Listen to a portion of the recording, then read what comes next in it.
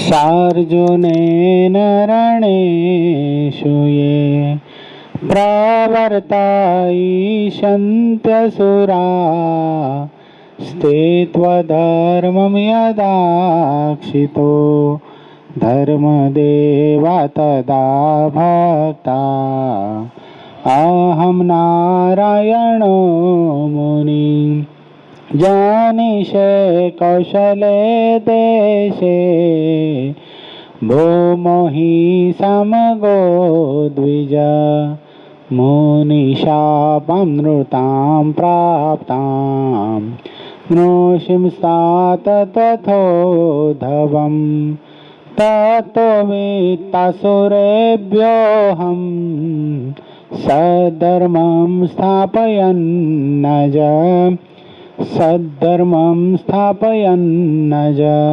ओम अवतारिणे श्री स्वामीनारायणाय नमो नमः। श्री हरिकृष्णाय घनश्यामाय सहजानंद स्वामीने नमो नमः। अपनी समर्पण युवा सभा में प्रगट स्वरूपे बिराजता अपना सौ कोईना इष्टदेव प्राण प्यारा संकल्प सिद्ध महाश्रेय मूर्ति घनश्याम महाराज अपना सौ कोईना मोक्षनु सतत रक्षण करता एवा अपना सौ कोईना गुरुवर्य श्री प्रातस्मरणीय परम वंदनीय परम पूज्यपाद सद्गुरु स्वामी नित्य स्वरूपदासजी स्वामी तेमज अपना मंदिर महंत पूज्य मुक्त स्वामी अपना मंदिर कोठारी पूज्य हरेश भगत अपना वाला पूज्य परम सुख स्वामी पूज्य करुणासागर स्वामी पूज्य अक्षर जीवन स्वामी पूज्य प्रेम दर्शन स्वामी पूज्य विदय भगत आदि तमाम संतो पार्षदों श्री चरणों में मानसिक साष्टांग दंडवत प्रणामनी साथे वाला तमाम भक्तों हृदयपूर्वक जय स्वामीनारायण। शू बात आई थी हितराज?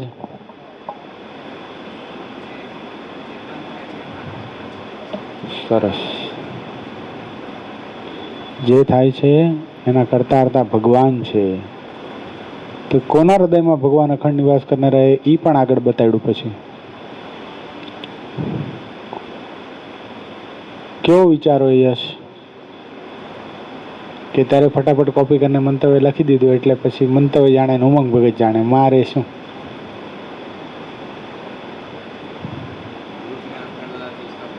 नहीं नहीं फटाफट अहींया ज तरत सांभळीने लखी नाख्યું ત્યાં ત્યાં બેસીને અને ફોટો પાડીને મોકલી દીધો बस हाश काम पैतु है नका उमंग बहुत खून पीते हैं मंतव्य के लिए ऐसा भी लोग बोलते हैं नहीं बोलते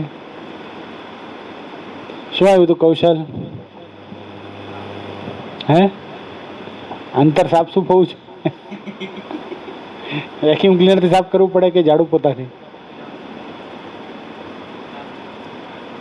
એવી કઈ વાત નથી એવી વાત તારી બરાબર છે હાલો પણ આ વચનામૃતના કન્ટેક્સ્ટમાં કહેવાની છે તારે हृदय चोख्खું હોય तो भगवान अखंड निवास करने रहे बात साची है पण आ वचनामृतमां शुं आव्युं हतुं क्यो एम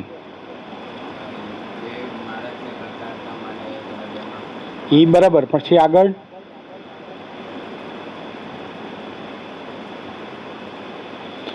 वड़ी पोते एम समजतो होय जे 2 मिनिट सभा वांची लई संवत 1876 पोष सुधी द्वादशी ने दिवस श्रीजी महाराज दिवस उग्या पहला श्री गरडा मध्य दादा खाचरना दरबार में परमहंसनी जायगानी विषे पधार्या हता। माथे धोळो फेंटो बांध्यो हतो, धोळो चोफाळ ओढ्यो हतो, धोळो खेस પહેર્યો હતો અને ઓટા ઉપર આથમણું મુખારવિંદ રાખીને વિરાજમાન હતા અને પોતાના મુખારવિંદની આગળ પરમહંસ તથા દેશ દેશના હરિભક્તોની સભા ભરાઈને બેઠી હતી। હા આપણે શું બતાવ્યું હતું? 3 प्रकारना पुरुष बताव्या था। एक सामान्य पुरुष सुख आवे तो सुखी थाय बधा लखी नाख्युं छे पोपटनी जेम लखी नाख्युं बधाय सुख आवे तो सुखी थाय दुख आवे तो दुखी थाय ई सामान्य माणस सुख आवे तो दुखी थई जाय ने दुख आवे तो सुखी थई जाय वैरागी माणस अने सुख दुख थी जेने कांई फरक न पड़तो वितरागी माणस। 3 प्रकारना बताव्या था खरा पण ज्यारे तमने रिकॉल करवानुं पेपर आपवानुं थाय त्यारे केम नथी आपता? तो अत्यारे पूछ्યું तो कोई ने आवड्યું ने एनो मतलब શું થયો કે એકબીજાનું કોપી કરો છો મંતવ્ય લખતા વખતે એનો મતલબ એ થયો ને તો હું ગ્રુપમાં પોસ્ટ નહીં કરું મંતવ્ય નકા પછી ઓલા જેવું થાય હે હા ન્યૂટનનો પ્રસંગ આનો પ્રસંગ ઓનો પ્રસંગ એમ બ્રહ્માનંદ સ્વામીનો પ્રસંગ. બ્રહ્માનંદ સ્વામી શું પ્રસંગ કીધો તો? હાલો કહી દો. હાલો કૌશલ કહેતો, બ્રહ્માનંદ સ્વામીનો પ્રસંગ આપણે કીધો તો લાસ્ટ ટાઈમ. શું કીધો તો?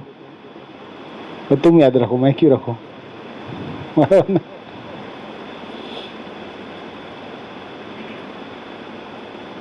એમ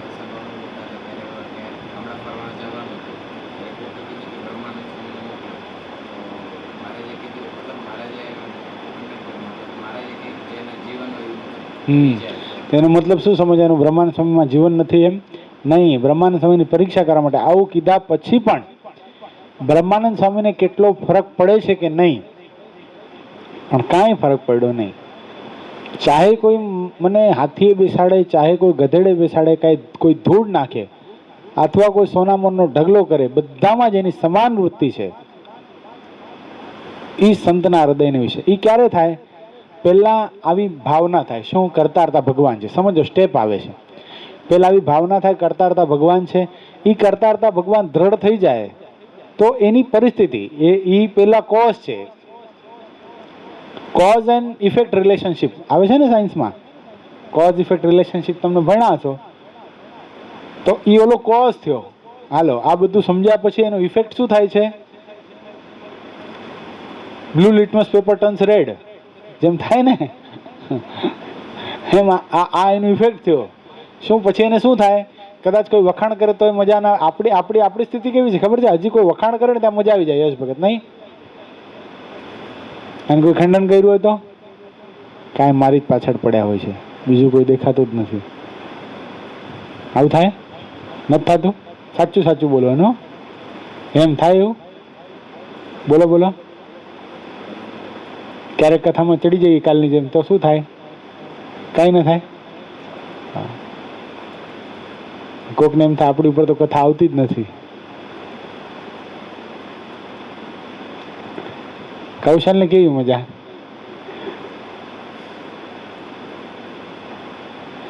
lead a happy life, no tension.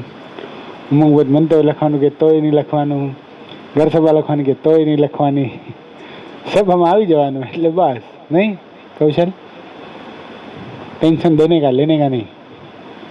એ બધી ચિંતા હું યાદ રાખવાનું, એને કથા કરવાની, એને આપણે ક્યાં હોમવર્ક કરી જ જવું છે? કાં કરી કરીને શું કરશે? પપ્પાને કહેશે તો પપ્પા તો આપણા ફ્રેન્ડ છે. પપ્પા તમે ક્યાં તિલચીરનો પાઠ કરો છો? આટલો ટાઈમ સ્વામી કહે છે રહેવા દો ને યાર, મારી પાછળ ક્યાં પડ્યા? આપણે એમ પપ્પાને કહી દેવાનું. નહીં કૌશલ? ऐसा सोच के रखा है क्या? तो हाँ ऐसे ही बोलता है ना तू, मेरे को मालूम है ना, इसलिए तो रिपीट किया मैंने. सब प्रकृति है. पप्पा उसको डांटेंगे तो वो पप्पा को डांट लेता है. તમે રેવા દો ને યાર. થોડુંક આગળ વધવું હોય ને, થોડુંક, વધારે નહીં, કમસે કમ ભલે બીજું કાંઈ નહીં કે આ વચરણમાં શું આવ્યું હતું યાદ તો હોવું જોઈએ ને આપણને. તો રિવિઝન કેમ કરાય? કારણ કે આપણી ખુશી શેમાં છે ખબર છે? આપણા માટે બે શબ્દો કોઈ સારા બોલે ને તો આપણે આનંદ, આપણા માટે બે શબ્દો કોઈ ખરાબ બોલે ને તો આપણે દુઃખી થઈ જઈએ. સુખ અને દુઃખની જેને હેડકી ના આવે ને એ ભાગવત સંત છે, પરમ ભાગવત સંત. જેને જગતના શબ્દ અસર કરતા નથી. કારણ કે દુનિયા છે ને ખુશામતવાળી બહુ છે. એને કંઈ તમારું ઘડતર નથી કરવું એટલે એ શું કરશે? વખાણના મોટા મોટા પુલ બાંધશે. એ વખાણના પુલ બાંધ્યા પછી જેને ઘડતર કરવું છે ને એ પુલ તોડવા પડે ને એને બહુ કઠણ પડે. આ સમજાય જેવી વાત છે. હવે તમે આટલા ટેલેન્ટેડ થઈ ગયા બધા, બરાબર છે? હવે જેને કાંઈ નથી કરવું, જેની જવાબદારીમાં નથી આવતું તમારું ઘડતર કરવું, એ શું કરશે? એમ એક नंबर बैनर बनाता है, साउंड के बारे में भी सब आता है, कैमरे के बारे में भी सब आता है. એમ કે બગર તો મયંક તો આખા મંદિરનો ઇન્ચાર્જ, આખું મંદિર સાચવે. બોલો, સંતો ન હોય તો ઠાકોરજીની આરતી કરી લે, થાળ ધરાવી દે. કેટલો વચનમાં વિશ્વાસ, સંતોને અનુવૃત્તિમાં રહેવાડો, ખુશામતવાળા આવા હોય. સમજો મહિમા, મેં ગઈકાલે કથામાં કીધું હતું, સવારની કથામાં તમે કોઈ નહોતા. મહિમા અને ખુશામતમાં ફરક છે, સમજો બહુ.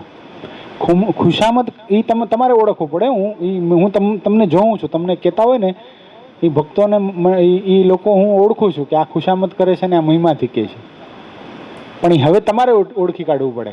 મને આવી નહીં પૂછતા કોણ મેરા ખુશામત કરતા ને કોણ મેરા મહિમા, એ તમારે ઓળખવાનું, એટલું તમારે કરવું પડે, તમારે ઓળખવાનું છે. સમજાય છે? કારણ કે જો મહિમા અને ખુશામતમાં શું ફરક છે ખબર છે? ખુશામત કરવા વાળો તમને ખાલી હવા જ ભરશે, એને એ નહીં હોય કે મારા આ શબ્દ બોલ્યા પછી આની શું દશા થશે, એ નહીં. બસ એની ડિક્શનરીમાં એના ગુડબુક્સની અંદર મારું નામ આવી જવું જોઈએ. આપણે નહીં અમે એક લિસ્ટ કરી રાખી હોય, આટલા ભક્તો સારા અને આટલા બરાબર નહીં. શું કામ કરી રાખીએ છીએ આપણે? આટલા લોકો આપણા વખાણ કરે છે, હું સારો છું એમ કહે છે, આટલા લોકો આપણને કહેતા નથી, અથવા તો આટલા લોકો આપણી સાથે કોન્ટેક્ટમાં નથી, તો આપણા ગુડબુક્સની અંદર એનું નામ રહે એટલા માટે એ આપણા વખાણ કરી નાખે. પણ એને કંઈ આપણું ઘડતર કરવું છે નહીં. એટલે એ ખુશામત છે. જ્યારે મહિમાવાળો શું હશે ખબર છે? મહિમાવાળાના વ્યક્તિની અંદર એ તમે સારું કરશો તો સારું પણ કહેશે, અને સારું કર્યા પછી તમને એ વસ્તુનો અહંકાર નથી આવી જતો, તમારાથી કંઈ ભૂલ નથી થઈ જતી ને, એનું પણ અનુસંધાન રાખશે. મહિમાવાળા વ્યક્તિની અંદર જીવનની અંદર કાયમ એક એવી વસ્તુ હશે, એને કેવો મહિમા છે કે આ ભગવાનનો ભક્ત છે, એ આટલી ક્રિયા બહુ સરસ કરે છે, પણ આટલી ક્રિયા કર્યા પછી ભગવાન આના ઉપર રાજી પણ થાય છે, પણ હજી આનામાં થોડીક ભૂલ રહી જાય છે. એ જો ભૂલ સુધારી નાખે ને તો એ કેટલો બધો રાજી, ભગવાન એના પર કેટલા બધા રાજી થાય. એટલે એ શું કરશે? આપણી ભૂલ ટળાવવાનો પ્રયત્ન કરશે. આ મહિમાવાળા વ્યક્તિની વાત છે. એમાં કઈ ગુણ અવગુણની વાત નથી, સમજજો આ વાતને. નકા આપણને આપણી ભૂલ ઓળખાવે છે ને જે વ્યક્તિ, એની સાથે આપણે દુશ્મનાવટ થઈ જાય છે કાયમ. જ્યારે મળ્યા, જ્યારે જુઓ ત્યારે ચોટી પડ્યા હોય. એમને એમ કઈ માનતાઓ થઈ હશે યાર? સદગુરુ ગુણાતીતાનંદ સ્વામી માટે માનતા કરવામાં આવી હતી, આ ડોસો મરે તો રાધારમણ દેવને થાળ કરશું. બોલો, કોણે કરી હતી? કોણે કરી હતી? એના શિષ્યએ કરી હતી. તો કેટલી એને સ્વામીને કેટલી મહિમાની દ્રષ્ટિ હશે કે એને કેટલા બધાને દિવ્ય બનાવવા હશે સમાજને, કે કોઈ ભૂલ કરતું હશે તો એને ટોકતા હશે ને. તો આજે ટોકવું છે ને ગમતું નથી. અને સમજો, આપણા વિશે કોઈ સારું બોલતું જ નથી, આપણા મોઢા ઉપર જ બોલે છે. સમજો, હું મારું એ કહું ને, આપણા વિશે કોઈ સારું બોલતું જ નથી, એટલે એમાં હરખશોષ કરવો નહીં. આપણે આપણા એંગલથી ચાલવું. આપણે શાસ્ત્ર પ્રમાણે બરાબર છીએ, આપણે સંતોને રાજી કરી શકીએ છીએ, આપણે ખરેખર ભગવાન હરિભક્તોને રાજી કરી શકીએ છીએ, તો આપણે ઓકે. નકા તો બહુ મોટો પ્રોબ્લેમ થાય.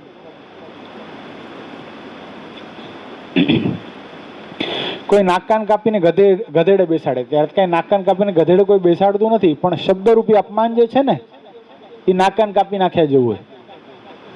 સમજાણું? અત્યારે ભર સભાની અંદર કોઈનું અપમાન કરી નાખવું તો કેવું થાય? એના કરતા નાક કાન કાપી નાખવા સારા. તેમાં મારે સંભાવ છે, કોઈ અપમાન કરે તોય પણ ને કોઈ સન્માન કરે તોય પણ. તથા જેને રૂપવાન એવી સ્ત્રી તથા કુરૂપવાન એવી સ્ત્રી તથા વૃદ્ધ સ્ત્રી, તેને વિશે તુલ્ય ભાવ છે. શું? કોઈ બહુ સ્વરૂપવાન છોકરી છે, સ્ત્રી છે, એને જોઈને, અને કોઈક એકદમ કદરૂપી છે એને જોઈને સંભાવ થાય છે આપણને કે રૂપવાનમાં આકર્ષણ થાય છે ને કુરૂપવાનમાં નથી આકર્ષણ થતું? જો થતું જ હોય એ સ્વાભાવિક વાત છે, એમાં કોઈ આમ ટેન્શન લઈ લેવાની વાત નથી. આમ મોઢા પર બાર નહીં વગાડો, એ થાય જ. હજી આપણે સાધન દશામાં છીએ એટલે આપણને ખબર પડે જ કે આ બહુ સરસ લાગે છે ને આ નથી લાગતી, એટલું તો ખબર પડે. આ સ્થિતિની વાત છે. સ્થિતિ પાયમાં પછી આવું થાય છે. આ કોની વાત થઈ? પેલું કોઝ શું બતાવ્યો? કરતા હરતા ભગવાન છે. એ કરતા હરતા ભગવાન જો ખરેખર ખાલી બોલવામાં નહીં, જો જીવનમાં ઉતરી જાય તો એની ઇફેક્ટ આવી થાય છે. સમજાણું? કોઝ એન્ડ ઇફેક્ટ રિલેશનશિપ તમને બતાવી મેં, એ આવી થાય. એટલે ઓલું પેલું સમજી ગયા, જો હૃદયમાં ઉતરી ગયું, જીવનમાં ઉતરી ગયું, કરતા હરતા ભગવાન છે, તો એનું બધું આવું થાય. એને માન અપમાન સરખું લાગે, એને રૂપવાન ને કુરૂપવાન સ્ત્રી સરખી લાગે. અને સદગુરુ ગુણાતીતાનંદ સ્વામી વાતોમાં લખ્યું, જ્યાં સુધી પોતાને પુરુષ માનશો ત્યાં સુધી મૈથુન ગ્રંથિ ટળવાની નથી. શું?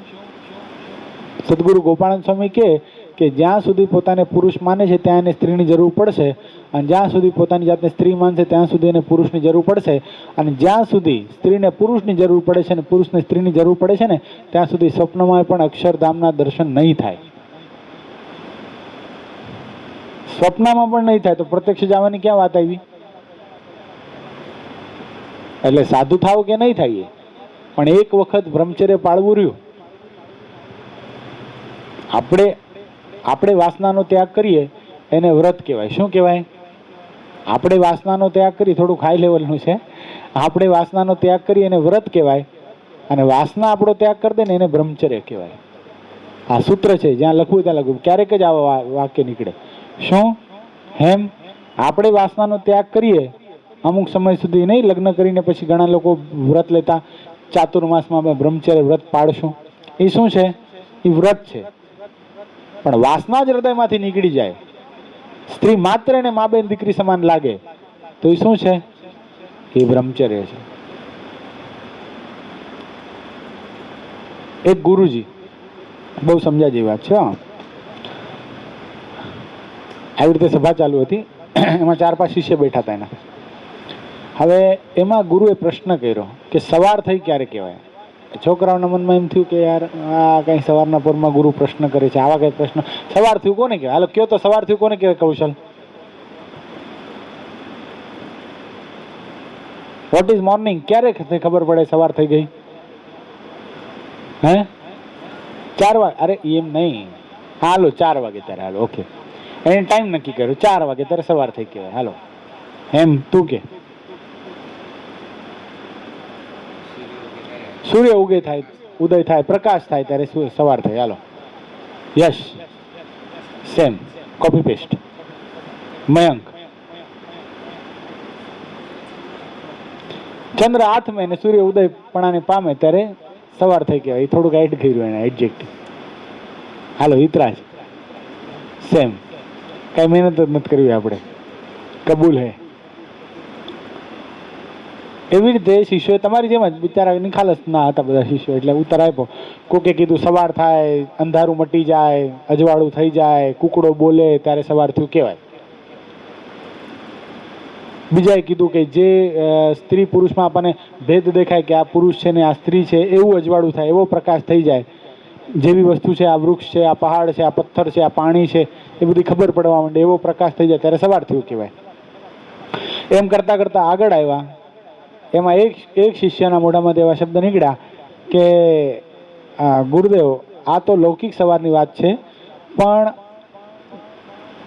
આ નજરેથી જ્યારે મને દેખાય છે અને સૂર્યનો પ્રકાશ જ્યારે પડવા માંડે છે અને સ્ત્રી પુરુષોના ભેદ ખબર પડે છે, એમાં જેટલી સ્ત્રી માત્ર છે એને હું માબેન દીકરીની દ્રષ્ટિથી જોઉં છું, ત્યારે ગુરુ સાચા અર્થમાં સવાર થયું. ગુરુદેવ રાજી થઈ ગયા, શાબાશ, વેરી ગુડ, આ તે સાચો અર્થ કર્યો. હજી આગળ વધ્યા. છેલ્લા શિષ્યની વારી આવી. છેલ્લો શિષ્ય કે અજવાળું થાય અને પ્રકૃતિ માત્રમાં મને પરમાત્માના દર્શન થાય, જીવ પ્રાણી માત્રમાં મને પરમાત્માના દર્શન થાય, ત્યારે હું માનું છું કે સવાર થયું. જહાં દેખો ત્યાં રામજી, બીજું કાંઈ ન ભાસ રે. શું? આ મુક્તાનંદ સ્વામીનું કીર્તન છે. જ્યાં જેવું જોઉં ત્યાં શું દેખાય મને? ભગવાન દેખાય.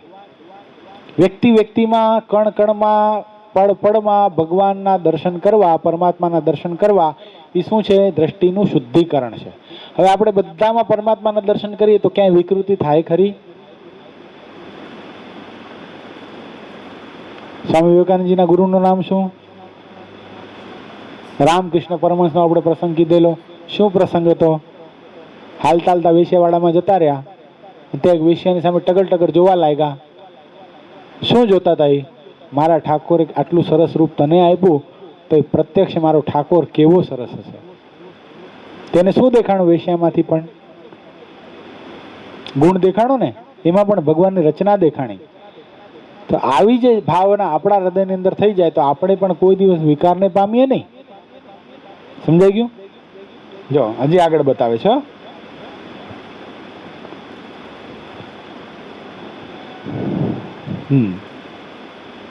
રૂપવાન સ્ત્રીને કુરૂપવાન સ્ત્રીને વૃદ્ધ સ્ત્રી તે તુલ્ય ભાવ રહે, સુવર્ણનો ઢગલો તથા પથ્થરનો ઢગલો બે તુલ્ય જાણે.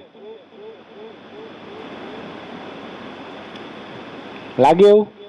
સોનાનો ઢગલો કોઈ કર્યો હોય સામે, પથ્થરનો ઢગલો બે સરખા લાગે નહીં? ભગવાન બુદ્ધ નહીં, સોરી બુદ્ધ નહીં,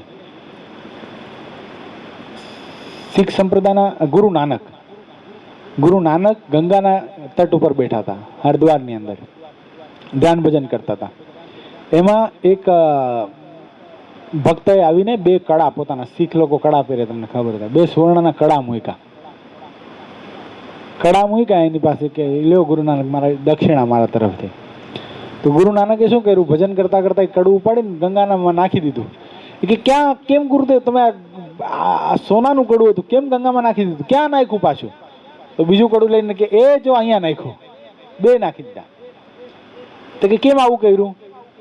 એ કે રાખ કા બના હુઆ था, सब राख हो गया. શેનાથી બને છે બધું? આખીર તો માટી જ છે ને. બધાનું છેલ્લું શું છે, ફાઇનલ શું છે રેસિડ્યુ બધાનું? રાખ, એશ. એટલે આ વસ્તુ. એક છોકરો સ્કૂલમાં લેટ થયો ને, તો એના જે પ્રોફેસર હોય ને એને પૂછ્યું કે કેમ એલા સ્કૂલમાં લેટ થયો? એ કે મારો ફ્રેન્ડ છે ને જીગર, એનો રૂપિયો ખોવાઈ ગયો હતો, તો એ ગોતતો હતો. કે રૂપિયો એ ગોતતો હતો, તું કાં લેટ થયો? એ કે રૂપિયો મેં મારા પગ નીચે દબાવી રાખ્યો હતો. એટલે આપણી સ્થિતિ આવી છે, સમજાણો? આપણને રૂપિયાનો ડગલો ને પથ્થરનો ડગલો ક્યાં સરખો કરતા હતા? પણ આ બધું કોને થાય? પેલો જે ભાવ છે, કરતારતા ભગવાન છે, એ ભાવ જેના હૃદયની અંદર પ્રત્યક્ષ થઈ જાય, ખાલી વાચાર્થમાં નહીં ભાવાર્થમાં થઈ જાય, જીવમાં ઉતરી જાય કે નહીં ખરેખર કરતારતા ભગવાન છે, તો એને આ બધા પરિણામ આવે છે, રિઝલ્ટ આવે છે. પછી શું થાય છે? એવા જાતના જ્ઞાન, વૈરાગ્ય, ભક્તિ આદિ જે આનંદ શુભ ગુણ તેને યુક્ત જે ભક્ત હોય તેના હૃદયને વિશે ભગવાન અખંડ નિવાસ કરે છે. પેલા બતાવ્યું આવું થાય તો આવું થાય ને આવું થાય તો આવું થાય, ને પછી આવું થાય ત્યારે ભગવાન અખંડ નિવાસ કરીને રહે છે. કારણ કે આપણે ભગવાન કરતા હતા એટલે મારા હૃદયની વિશે ભગવાન અખંડ, એમ નહીં, એમ નથી થતું. પછી તે ભક્ત, હવે એને સામર્થ્ય કેવી પ્રાપ્ત થાય છે હવે સમજો. પછી તે ભક્ત તે ભગવાનના પ્રતાપે કરીને અનંત પ્રકારના ઐશ્વર્યને પામે છે, અનંત પ્રકારના જીવના ઉદ્ધારના કરે છે. એવી સામર્થ્ય યુક્ત થકો પણ અન્ય જીવના માન અપમાનને સહન કરે છે, તેની મોટી સામર્થ્ય છે. આવું કર્યા પછી માન અપમાનને સહન કરે છે, એની મોટી સામર્થ્ય છે. સમજાણું? દાખલા તરીકે સદગુરુ ગોપાળાનંદ સ્વામીને ધોળા પહેરાવવા માટે એક લાલો પાર્ષદ વડતાલની અંદર એ તૈયાર થયો હતો. હમણાં થોડીક વાર પહેલા, કારણ કે તમે નહોતા એટલે મારે પછી ફરી વાર રિપીટ કરવી પડે ને કથા. લાલો પાર્ષદ તૈયાર થયો હતો. તો લાલા પાર્ષદે નક્કી કર્યું, શું કામ આવો તૈયાર થયો હતો? કારણ કે લાલા પાર્ષદ દ્વારા ભગવાન સ્વામિનારાયણની કંઈક એવી સેવા થઈ ગઈ હતી જેથી ભગવાન રાજી થઈ ગયા હતા, અને ભગવાને એને વરદાન આપ્યું હતું કે લાલા પાર્ષદ તું જ્યારે તારું દેહનો અંતકાળ આવશે ને ત્યારે હું અનંત મુક્તોને સાથે લઈ વિમાન લઈને હું પોતે તને તેડવા માટે આવીશ. એટલે આવું થઈ ગયું. એટલે એના મનમાં એમ થઈ ગયું કે આપણે વી આર સેફ નાવ, હવે આપણે જેમ કરવું એમ કરાય. એટલે એ ઉદ્ધત બની ગયો હતો.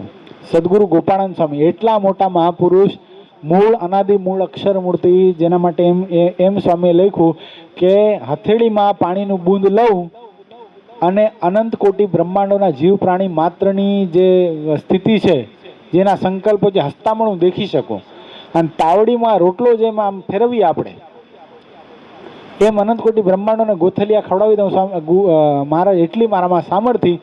એવા સામર્થ્યયુક્ત મહાપુરુષ જેને ભગવાન સ્વામિનારાયણે બે દેશના મધ્યસ્થ કરેલા, એવા સદગુરુ ગોપાળાનંદ સ્વામીને લાલો પાર્ષદ ધોળા પહેરાવવા માટે, દીક્ષા ઉતાર નાખવા માટે તૈયાર થયો. વિચાર કરો. તો પણ ગોપાળાનંદ સ્વામી એમ ન વિચાર્યું કે આ લાલા પાર્ષદને એ મારી સામે શું કેવું ગાજર મૂલી છે. સહન કર્યું. શું કામ? સમર્થ થકા ઝરણા કરવા, શક્તિશાળી હોય છતાંય પણ. આપણે એકવાર વાત બતે, મને એક વખત એક ભગતે કીધું તમારી માટે આમ બોલે, તમારા માટે આમ બોલે. ખાલી કીધું હોય ને કે સંતો આ વ્યક્તિ આમ કરે છે તો એનું કૂપનમાંથી નામ નીકળી જાય, પણ નહીં, મેં કીધું જવા દો, એ એની ઈચ્છા છે. આ બહુ કઠણ વસ્તુ છે. શક્તિશાળી હોઈએ પછી બીજાનું જતું કરવું ને બહુ કઠણ છે.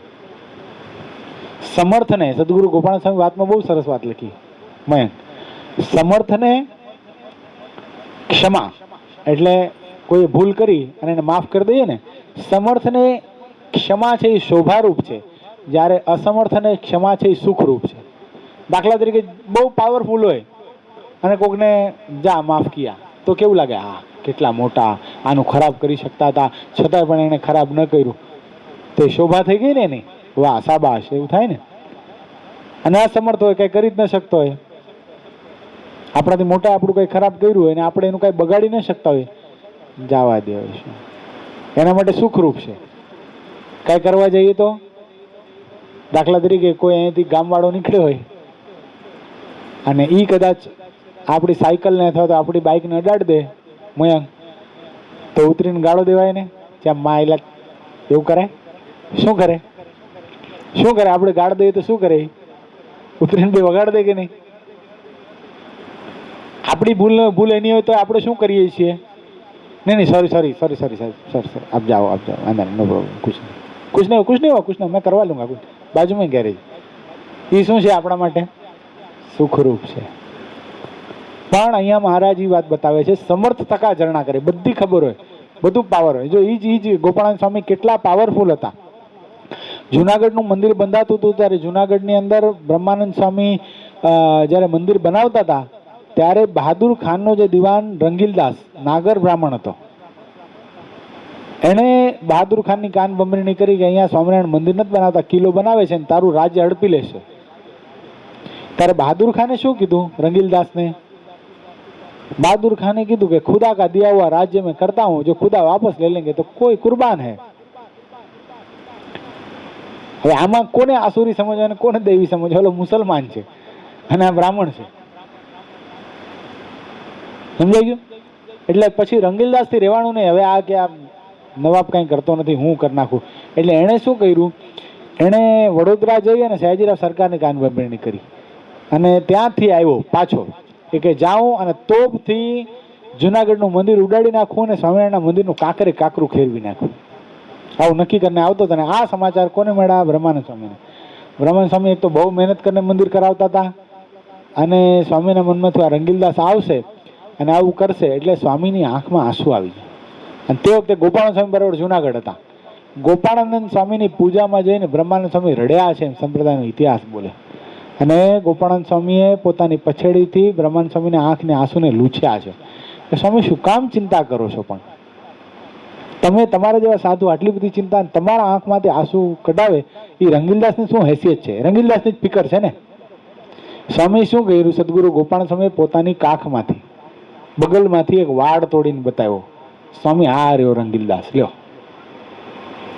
સ્વામી રંગીલદાસ તો શું, રંગીલદાસનું મળદું પણ જુનાગઢ નહીં પહોંચે. આ બાજુ સ્વામીએ સંકલ્પ કર્યો અને રસ્તામાં રંગીલદાસ જે ઘોડા ઉપર બેઠો હતો એ ઘોડું ભડક્યું ને પોતાનું ભાલું પેટમાં વાગ્યું અને ત્યાં મરી ગયું રંગીલદાસ. મળદું પણ આવ્યું નહીં જુનાગઢ. નાગર બ્રાહ્મણ હોવા છતાંય, એનું મૂળ વતન હોવા છતાંય પણ લોકોએ નક્કી કર્યું હવે અહીંયા નદી છે એના કાંઠા ઉપરનો અગ્નિ સંસ્કાર કરી નાખ્યા અને આ મળદાને ક્યાં લઈ જાવો છે આ સામર્થ્ય? તો શું લાલા પાર્ષદને ન આમ સંકલ્પથી આમ હતો નતો કરી નાખે? પણ નહીં, એણે સહન કર્યું. શું કામ? અહીંયા મહારાજ બતાવે, સમર્થ થકા ઝરણા કરવા એ સામાન્ય વ્યક્તિનું કામ નથી. ખરેખર સમર્થ એને કહેવાય. હો ન કે આપણે इतना सब है, इतना सब कैपेसिटी है, फिर भी कुछ करते नहीं. अरे कुछ करते नहीं. અને એને ઠાકોરજી કેપેસિટી આપે. જે દુનિયાના માન અપમાનને કે દુનિયાના શબ્દોને કે કોઈ આપણી સાથે ખરાબ કરતો હોય એને માફ કરી દે, જાને દો, ઉસકો મુબારક. એવું જે કરી દે ને એને ઠાકોરજી શક્તિ આપે, આપણા જેવા ન આપે.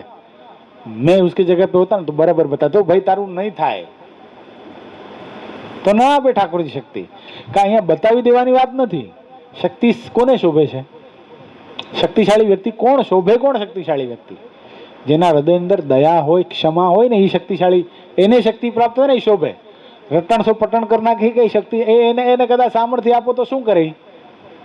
એને કદાચ કોઈ બે શબ્દ કહી જાય અને તરત નિર્ણય લઈ લે, इसको ઉડા દો, આ કિમ જોંગ જેવાને સામર્થ્ય મળી છે નોર્થ કોરિયા વાળાને, શું કરે છે? નહીં. હા, આધ્યાત્મિક જગતની અંદર માફ પણ કરે, પણ જ્યારે વિશ્વ લેવલે ભારતની સિક્યુરિટીની વાત આવે ત્યારે માફ ન પણ કરે. એટલે શક્તિ એને પ્રાપ્ત થાય છે. આપણે પોલિટિક્સમાં ઉતરવું નથી, નહીં કોકને બહુ મજા આવી જશે. નિંદર આવતી હોય તો ઉડી જાય નહીં મેં આમાં. સમર્થ થકા ઝરણા કરવી તે કોઈથી થાય નહીં. એવી રીતે જે ઝરણા કરે છે તેને અતિ મોટા જાણવા. અને આ છે ને પ્રત્યક્ષ ભાવ છે ને, પ્રત્યક્ષ ભાવ મોટા એ ગયા પછી આપણે બહુ સમજાય કે ફલાણા ભગત હતા અને ફલાણા સ્વામી હતા. આપણે વાતો કરીએ અત્યારે આખ્યાનો ગાઈએ તો કેવી મજા આવે. ગોપાળન સ્વામી આવા હતા, પછી પર્વતભાઈ આવા હતા, ગોરધન શેઠ આવા હતા. પણ પ્રત્યક્ષ જ્યારે બિરાજમાન હોય ને ત્યારે એનો મહિમા સમજવો બહુ કઠણ છે. અત્યારે ગોપાળન સ્વામીનો જેવો આપણે મહિમા સમજીએ એવો ગુરુનો સમજવો બહુ કઠણ છે. જે બીજા નંદ સંતોને સમજીએ છીએ અત્યારે આપણને જે સંતો પાર્ષદો મળ્યા એનો સમજવો બહુ કઠણ છે. જે આપણે ભગવાનના સમકાલીન સમયમાં હરિભક્તો હતા એવો મહિમા અત્યારે પ્રત્યક્ષ હરિભગતનો સમજવો બહુ કઠણ. શું કામ? રોકે ટોકે, આપણા સ્વભાવ પર વાત કરે, એટલા માટે. જો પૂજ્યપાદ ગુરુએ વડતાલ ઘર સભા કરી હમણાં થોડા દિવસ પહેલા, એમાં જ્ઞાનજીવનદાસ સ્વામીની વાત કરી હતી, રમણ કાકાની વાત કરી હતી, ખ્યાલ હોય તો તમને. તે રમણ કાકા અહીંયા જ થયા છે, કાંઈ બહુ લાંબે નથી. ત્યાં મીરા રોડમાં થા, મીરા રોડ, મલાડ, ભાઈંદર, આ બધા હરિભક્તો પોતે રમણ કાકાને પોતાના ગુરુ માનતા, ગ્રસ્ત હતા. પણ પ્રત્યક્ષ હતા ત્યારે ઈ હરિભક્તોએ રમણ કાકાને આમ એવા સમજ્યા કે અનાદિ મુક્ત છે એમ. એ સમજવું બહુ કઠણ છે. સાથે રહ્યા પછી મુક્ત ભાવ રાખવો ને. હરિચરિત્રામૃત સાગરની અંદર મહારાજ કે સાથે રહ્યા પછી, આપણા સ્વભાવ પર ટોક્યા પછી, જે આપણને ટોકે છે, રોકે છે, આપણને કાંઈક વઢે છે, સત્સંગની અંદર આપણે સરખા ન ચાલતા હોય તો આપણને સાચા માર્ગે લઈ જાય છે, એને વિશે મુક્ત ભાવના રાખવી ને એ બહુ કઠણ છે. સાથે રહ્યા પછી નથી રહેતું એ ભાવ.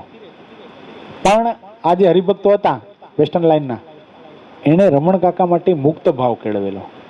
બે હરિભક્તો, એક દિલીપભાઈ ઠક્કર ને બીજા ઘનશ્યામભાઈ, એ તો સતત રમણ કાકાની સાથે ને સાથે રહેતા. આખું જીવન ચરિત્ર લખ્યું છે ને, આખું જીવન ચરિત્ર. સવારે આમ ઉઠતા, આમ કરતા, ભગવાનની પૂજા આમ કરતા, માળા આમ ફેરવતા, ભગવાનની પાસે એને આટલો સત્સંગ કરાવ્યો, આમ વિચરણ કરતા, આવી કથાઓ કરતા. એ કથાઓ કરતા એ લખી લેતા. બોલો, રમણ કાકા કે આવા કઈ એ કઈ પ્રખર વક્તા નહોતા. કારણ કે જ્ઞાનજીવનદાસ સ્વામીના ગુણ આવ્યા હતા. જ્ઞાનજીવનદાસ સ્વામી પોતે વક્તા નહોતા,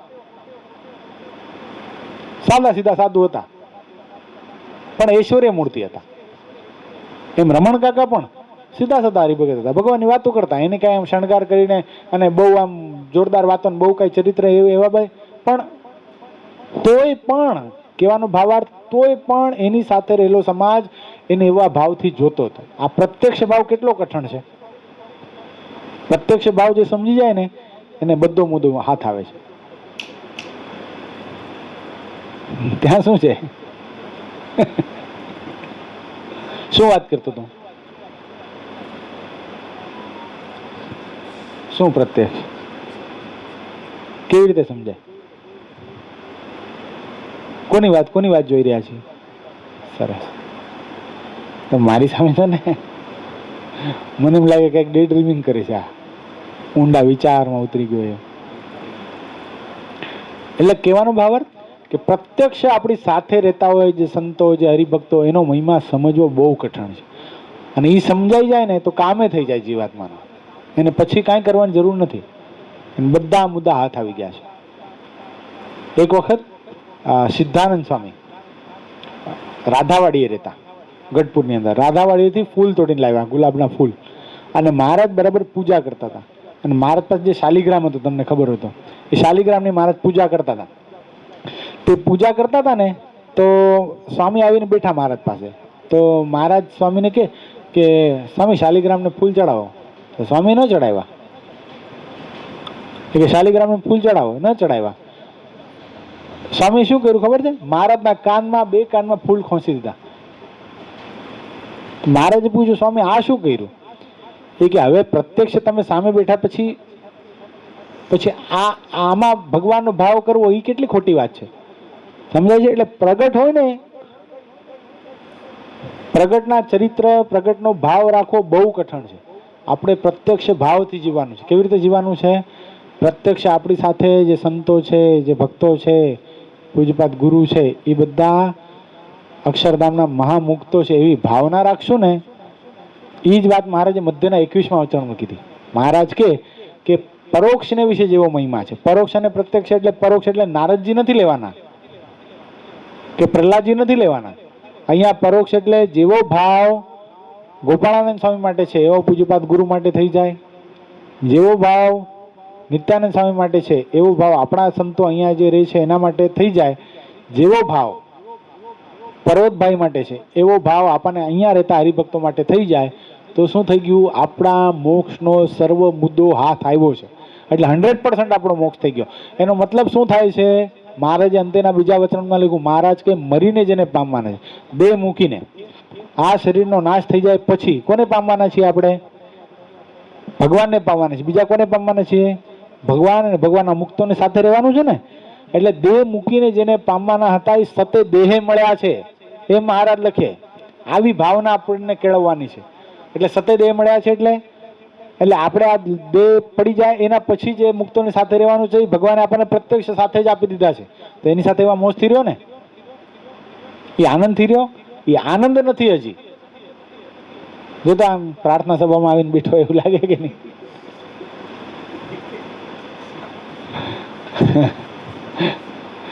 શું કહેવાનું કે હવે?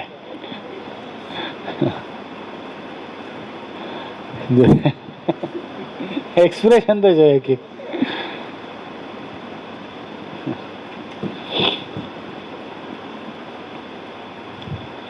અને એવી રીતે જે ઝરણા કરે છે તેને અતિ મોટા જાણવા.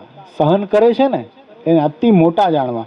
અને સમર્થ તો કેવા જોઈએ? જેના નેત્રમાં જોનારા ભગવાન છે.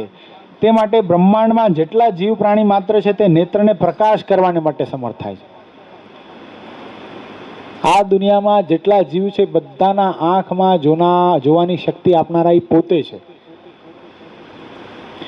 એના પગમાં ચાલનારા ભગવાન છે. ઘણી વાર આપણને એમ થાય કે આ બધાને જોનારી શક્તિ આપે, પોતે તો ચશ્મા પહેરે છે ને. થાય આવો ભાવ થાય તો એવી વાત નથી. સમજાય છે? નહીં, કોઈ બી એમ વાત છે. આમાં શબ્દ આવ્યો ને, નહીં ગુરુ ચશ્મા પહેરતા, એમ કહું છું.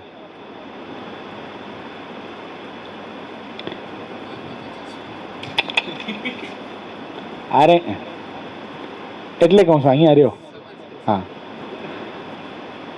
તે માટે બ્રહ્માંડના સર્વ જીવમાં પગને વિશે ચાલવાની શક્તિનું પોષણ કરવાને સમર્થ થાય છે. પૂજ્ય ગુરુ ઘણી વાર મોટા સ્વામીની વાત કરે છે. ખબર છે તમને? જેતપુરમાં મોટા સ્વામી હતા, હરજીવન સ્વામી. તો એને કેવું થયું હતું? ગેંગ્રીનનો રોગ હતો. તો એક પગ કપાવવો પડ્યો હતો. તેવા સાધુ હતા. તો આમાં લખ્યું છે કે બ્રહ્માંડમાં જેટલા જીવ છે બધામાં પગને વિશે ચાલવાની શક્તિને આપનારા છે. તો પોતે પગ કપાવવું શું કામ પડે? એવી વાત નથી. એ પોતા માટે કાંઈ ન કરે પણ બીજાને આશીર્વાદ આપે. દાખલા તરીકે કોકને સોફ્ટવેરનો સહી ન આવડતો હોય, એડિટિંગ કરતા જ ના આવડતું, પણ એના આશીર્વાદથી ઘણા એડિટર થઈ જાય સારામાં સારા. તો એને મતલબ શું? તો ખુદ કો તો કુછ આતા નહીં, એવું સમજવાનું નહીં. સમજાય છે? આ ભાવાર્થ આવો છે ભગવાનનો કહેવાનો, કે એવા સમર્થ છે એ આવું કરી શકે. જો પગને વિશે ચાલવાની શક્તિનું પોષણ કરવા એવા સમર્થ થાય છે. એમ એ સંતની સર્વ ઇન્દ્રિયોમાં ભગવાન રહ્યા છે. એ શું કરે? કોકના માટે પ્રાર્થના કરે ને તો ભગવાનને ન કરવું હોય તો પણ કરવું પડે.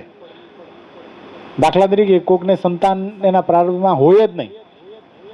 આજ સવારે જ મેં કથામાં કીધું, વાલેરા વરુએ, ખબર છે તમને? મેં કથા કીધી વાલેરા વરુની, બધા લખ્યું હતું વાલેરા વરુનો પ્રસંગ, કદાચ યાદ આવતો હોય તો. યાદ છે? તે વાલેરા વરુ કેવો ખુખાર ડાકુ હતો, પણ એણે પોતે આશીર્વાદ આપ્યા એક પટેલને કે જા તારી પહેલી દીકરીને પહેલી પત્નીને સંતાન થશે, બીજીને તું આમ પાર્શિયાલિટી કરે છે ને, બીજીને તીર્થયાત્રા કરાવવા લઈ જાય છે, પણ એને તો આખા બ્રહ્માંડની તીર્થયાત્રા કરાવીશ ને તો એને કાંઈ નહીં થાય, પણ બીજીને 2 સંતાન થશે. તો આ વાલેરા વરુ આશીર્વાદ આપણને સંતાન થાય. તો ઘણી વાર એવું બને કે પોતાને છોકરા ન પણ હોય, તો આપણા મનમાં શું થાય? શું થાય કે પોતાને છોકરા નથી બીજાને શું આશીર્વાદ આપતા હશે? નહીં, એવું ન હોય. પોતે ભલે કદાચ આ દેહની તકલીફ પોતે પ્રારબ્ધ ભોગવતા હોય, એ પોતા માટે શું માનતા હોય? ભગવાનની ઈચ્છા, એ આપણું પ્રારબ્ધ. પણ બીજાને દુઃખી દેખી અને ભગવાનને પ્રાર્થના કરે તો ભગવાનને એનું કાર્ય કરવું પડે ને પડે જ.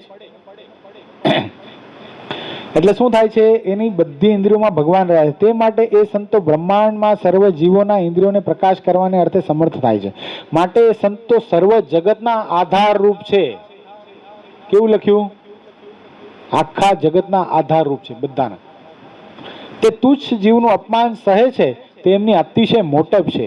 અને એવી રીતના ક્ષમાવાળા છે તે અતિ મોટા છે. અને આંખો કાઢીને પોતાથી ગરીબ હોય તેને બીવડાવે છે. શું કરે છે? કોઈને ડરાવે. શું કરે? ગરીબ હોય એટલે પોતાનો નાનો હોય, ઓછો શક્તિમાન હોય, એને આંખો કાઢીને બીવડાવે છે. અને મનમાં એમ જાણે છે હું મોટો થયો છું, પણ તે મોટો નથી. અથવા સિદ્ધાઈ દેખાડીને લોકોને ડરાવે છે. એવા તો જગતમાં જીવ છે તે ભગવાનના ભક્ત નથી. એ બચ્ચા તેરા ધનત પનત હો જાયગા, એમ ઘણા નથી બાવા આંઠા મારતા? 100 रुपया दे दे, 500 रुपया दे दे, वरना तेरा ऐसा हो जाएगा, चकली बना दूंगा. એ બધું કેનારા છે, પણ એ કેવા છે? ભગવાનના ભક્ત નથી. એ તો માયાના જીવ છે. કેવા છે? માયાના જીવ છે. અને યમપુરીના અધિકારી છે. અને એવાની મોટેપ તો સંસારના માર્ગના વિશે છે. જેમ સંસારમાં જેને એક ઘોડું ચડવા હોય, એક ઘોડું ચડવા ન હોય, તેનાથી જેને ઘોડું ચડવા હોય તે મોટો. સમજાણું? દાખલા તરીકે કોઈની પાસે સાયકલ ન હોય અને બીજા પાસે સાયકલ હોય તો એ શું સમજવામાં આવે કે એ મોટો છે? કેમ છે તબિયત હવે? સારી? પણ થોડોક આરામ કરવો હતો ને. ઉતરી ગયો તાવ કે છે? હજી નથી ને? એટલે શું વાત જોતા હતા આપણે? જેમ કોકની પાસે સાયકલ ન હોય, એકે સાયકલ ન હોય, અને બીજા પાસે સાયકલ હોય તો શું માનીએ છીએ આપણે? તું તો બહુ પૈસા વાળા રે. અને ભાઈ સાયકલ જેની પાસે હોય એના કરતા એક્ટિવા વાળાને આપણે વધારે પૈસા વાળા માનીએ છીએ કે નહીં? પછી એક્ટિવા કરતા જેની પાસે બાઇક હોય એને વધારે પૈસા વાળા માનીએ. પછી બાઇક કરતા 4 વ્હીલર હોય, અર્ટિગા હોય, એને વધારે પૈસા વાળા માનીએ. અને પછી BMW વાળાને તો. એટલે આ બધું શું માર્ગ બતાવે છે? આ સંસારનો માર્ગ છે. આ સંસારમાં આ મોટપ નાનપ છે, પણ આધ્યાત્મિક જગતની અંદર આ મોટપ નાનપ નથી. સમજાય? તેમ જેમ જેમ અધિક સંપત્તિ હોય તેમ તેમ સંસાર વ્યવહારમાં અતિ મોટો કહેવાય. પણ પરમેશ્વર ભજવામાં એ મોટો નથી. તો ભગવાન ભજવામાં કોણ મોટો છે? કોણ મોટો છે? કોણ મોટો છે પુષ્પેન્દ્ર ભગવાન ભજવામાં? આ વચનામૃતનો સાર શું છે? 27મું જ ચાલે છે હજી. હા,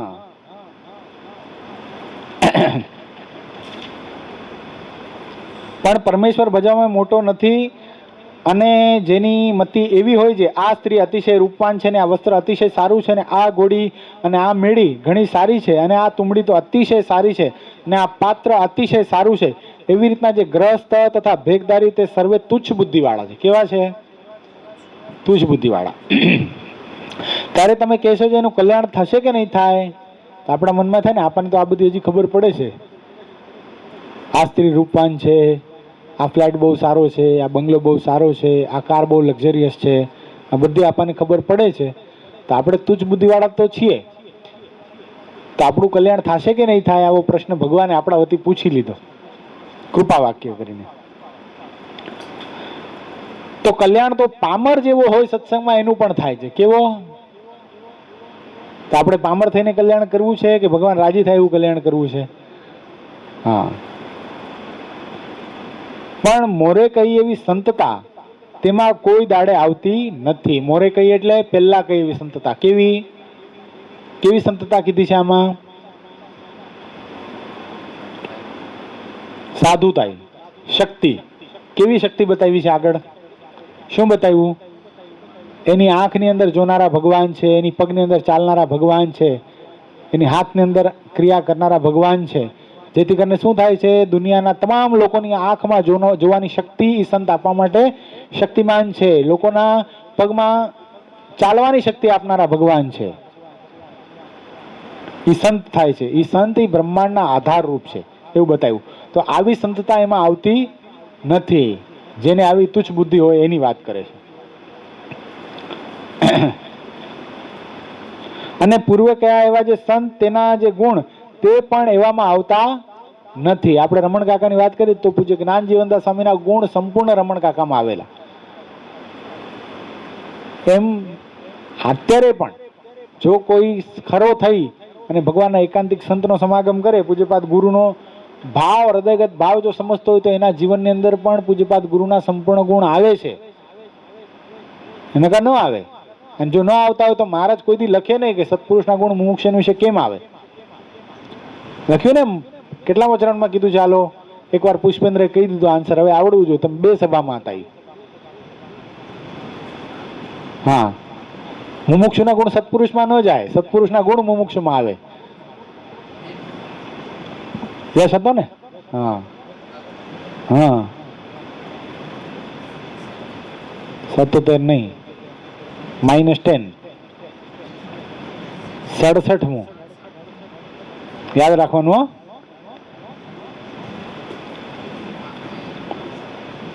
અને એ સંતના ગુણ પણ એમાં આવતા નથી. કાં જે પાત્ર થયો નથી. ગુણ ક્યારે આવે? જ્યારે પાત્ર થઈએ ત્યારે. તો પાત્ર કેમ થવાય? એ પાછો પ્રશ્ન ઉપસ્થિત થાય. કેમ થવાય પાત્ર પુષ્પેન્દ્ર ભગત? તાવ છે તો